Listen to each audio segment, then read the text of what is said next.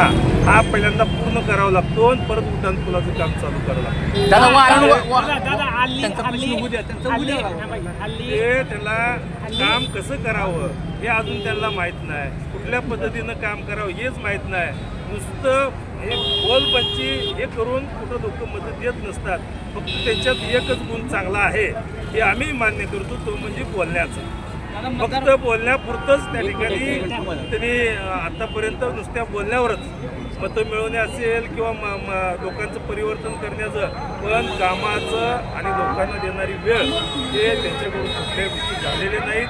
आणि ही निवडणूक सुद्धा झाल्यानंतर आपलं आमचं चॅलेंज आहे त्यांना की परत सरकुलीचे सरपंच करा, माझ्या आणि प्रशांत मालकाच्या पाठीमागे 100% लागतील हे खात्रीने मी सांगतो. दादा डिबेटसाठी वारंवार आव्हान करण्यात येते विरोधकांकडून. अहो डिबेट कधी येऊ द्या, डिबेट करायला तुम्ही लोकांच्यातनं गेलं पाहिजे, लोकांच्या समस्या गेले पाहिजे.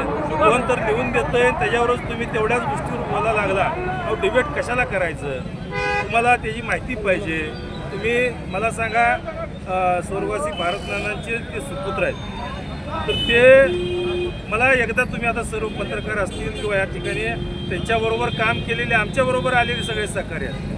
एका तरी माणसाने त्या नानांनी सांगितलं असेल की माझा भगीरथ लय चांगला आहे असं म्हणणारा एकही माणूस कुणी सांगावं, आम्ही म्हणाल ते ऐकतो.